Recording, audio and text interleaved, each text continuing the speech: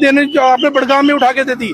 IIM आया तब आपने कश्मीर ले गए, IIT आया तब आपका था कश्मीर में ले जाओगे। आप किस किस बात की समितियां बनाओगे? जम्मू किस किस बात पर लड़ेगा? दिक्कत तो ये है, 70 सालों से लड़ते हुए है, 1970 तक तो आपकी तो कोई वॉइस ही नहीं थी। उमर अब्दुल्ला कहते हैं कि मेरिट के बेसिस पे बच्चे सिलेक्ट हुए। अरे आपका कौन सा मेरिट है? हमने देखा है मेरिट, कौन से मेरिट थे? जम्मू का मेरिट मेटा में है, जम्मू का मेरिट एप्पल में काम कर रहा है, बड़ी बड़ी पोस्टों पे काम कर रहा है। बेंगलोर में जम्मू के बच्चे जितनी क्रीम है, आप लोगों ने यहाँ पे सरकारी नौकरी में इतनी धांधली की है कि जम्मू के मेरिट को बाहर जाना पड़ा। आपके लोग मेरिट लेके दिल्ली में फट रहे हैं, क्या जम्मू का कोई मेरिट लेके फट रहा है? यहीं पे आपको लगता नहीं जब वो मतलब कि कॉलेज में जाएंगे तो वो जो मतलब कि नॉन वेज है वो वहाँ पे खाएंगे, जो आस्था हमारी हिंदुओं की वहाँ पे जुड़ी है उस तरह से वो उनको जो है ठेस पहुंचाएंगे? तो इसी बात पे मेरा वैली के लीडर से यही एक प्रश्न है, आप एक बार खुल के बोल दीजिए ना कि हमारे वहाँ के लोग वहाँ की जो भावना है उसको ठेस नहीं पहुंचाएंगे।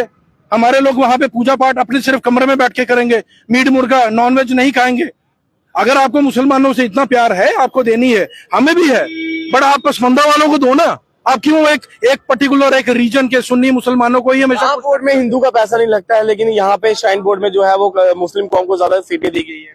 बात वही है ना, आपके 2 बैच निकल गए, 3 बैच निकल गए, जो बीच में जो नीचे बचे हुई क्रीम थी आपने उसमें से बच्चे लिए।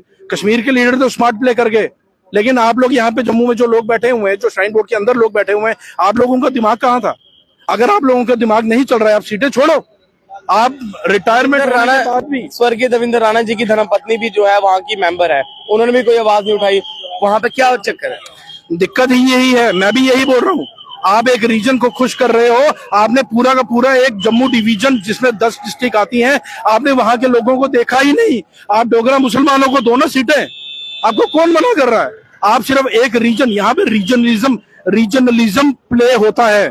आपकी कश्मीर की आवाज ही हर जगह सुनाई दे रही है, सिर्फ कश्मीर का, क्योंकि वहां पे कौन सा पैसा आ रहा है? आपको लगता है सरकार बनने के बाद जो है ये धर्मवादी स्टार्ट हुई है? एक तो सबसे पहले गलत डिसीजन था कि यहाँ पे ये माहौल नहीं था इलेक्शन कराने का, और ये सबको पता था। कश्मीर वाले सब एकजुट हुए, आपने वहां पे उनको 42-43 सीटें दी, और यहाँ पे आपके पास डिलिमिटेशन होने से पहले ही आप लोगों ने यहाँ पे इलेक्शन करवा दिए। आप लोगों ने कोई वोटर लिस्ट को अपग्रेड नहीं किया, कोई डिलिमिटेशन नहीं करवाई, आपने सिर्फ एक सीट बना दी, वहां पे भी आप लोग हार गए। ये तरीका नहीं था इलेक्शन करवाने का। जम्मू कभी भी खुश नहीं था। 370 जब हटा तो हमको लगा था कि हम दिल्ली हमारी आवाज सुनेगा। पिछले 70 सालों से हमारी आवाज नहीं सुनी जा रही थी। 1970 तक तो सिर्फ जम्मू के सिर्फ यहाँ पे एक आपके नॉमिनेट कर दिए जाते थे। संतोष ट्रॉफी को लेके क्या कहेंगे? वहां पे भी जो है जम्मू के साथ भेदभाव किया गया है। 74 बच्चों को जो है, जम्मू के 74 बच्चों को जो है सिलेक्ट नहीं किया गया, लेकिन कश्मीर के 24 बच्चों में से 20 बच्चों को सिलेक्ट किया गया है। मैं दोबारा यही बात पूछ रहा हूँ कि जम्मू किस किस बात के ऊपर समिति बनाएगा?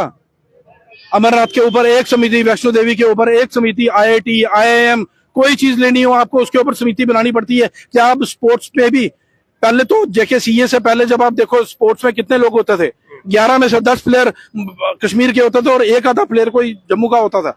वहां पे भी उनको टैलेंट नहीं मिलता था, तो मिथुन मनास जैसा बंदा दिल्ली में जाके वहां पे प्रैक्टिस करके दिल्ली की टीम का कैप्टन बन गया। आप लोगों की कौन सी मेरिट है? ऐसा कौन सा आपका रीजनलिज्म प्ले करते हो कि जम्मू को आपको आगे किसी भी चीज में आगे नहीं कर रहा है? संतोष ट्रॉफी में आपने लोगों ने किया, ये आपकी नालायकी है, ये आपकी बेवकूफी है। सिर्फ आप एक रीजन को, क्योंकि वहां से क्या कोई 2 नंबर का आपके घर में कोई पैसा आ रहा है क्या? इसीलिए आप ऐसा कर रहे हो? किस तरह देखते हैं आपकी भी काफी उम्र है, आप किस तरह देखते हैं लगातार सरकार बनने के बाद जो है भेदभाव हुआ है? जब पिछले तमाम सालों से कश्मीरी लीडरशिप ने हमेशा भेदभाव किया है, हमेशा शरारत की है, हमेशा चालाकी की है। BOPE जो ये सब देखती है, उसने 5 में ये भी देखा गया था, उन्होंने बच्चों के एग्जाम घर में दिलवाए थे और घर में एग्जाम दिला के ही लोगों को मेडिकल कॉलेज में पहुंचाया हुआ है। तो ये बहुत सारी चालाकियां करते हैं, बहुत सारा भेदभाव करते हैं।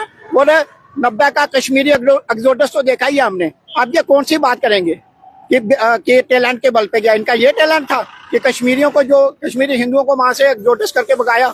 वहां से ट्रायल तो हुए नहीं, तो उस किस बेस पे उन्होंने जो है वो कश्मीर के बच्चों को सिलेक्ट किया? जम्मू में ट्रायल कोई नहीं हुआ। ट्रायल तो हुए नहीं है। ये पूरा पारदर्शी खेल नहीं था।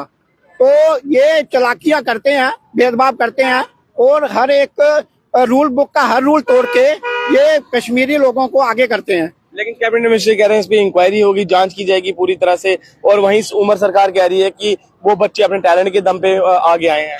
नहीं, जांच होनी चाहिए, बिल्कुल जांच होनी चाहिए। और ये हमको 100% विश्वास है कि इसमें शरारत हुई है और जो जांच में जो भी शरारत है वो बाहर निकले। हमें बिल्कुल साफ पानी का दूध पानी का पानी चाहिए।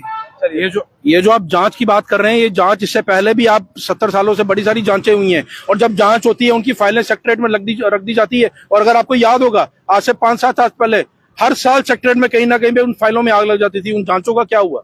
जितनी भी जांचें चली हैं ये जांच वांच सब हॉगवॉश है, कुछ नहीं है। युवा को दोबारा प्रताड़ित करना है, दोबारा जम्मू के युवाओं को बाहर भेजना है। मेटा में, एप्पल में, सब जगह लोग काम कर रहे हैं, बस कश्मीर में और जम्मू के लिए उनमें कोई जगह नहीं है। चलिए बहुत बहुत शुक्रिया। इस वक्त त्रिपुरा नगर पे जो है काफी बड़ा प्रदर्शन जो है वो किया गया, लेकिन अब कहीं ना कहीं जो है उस प्रदर्शन को हटाया गया और यहाँ से जो है रोड को क्लियरेंस दी गई। अब देखना ये है जो सरकार ने जांच का वादा किया है, क्या उस पर जांच की जाएगी।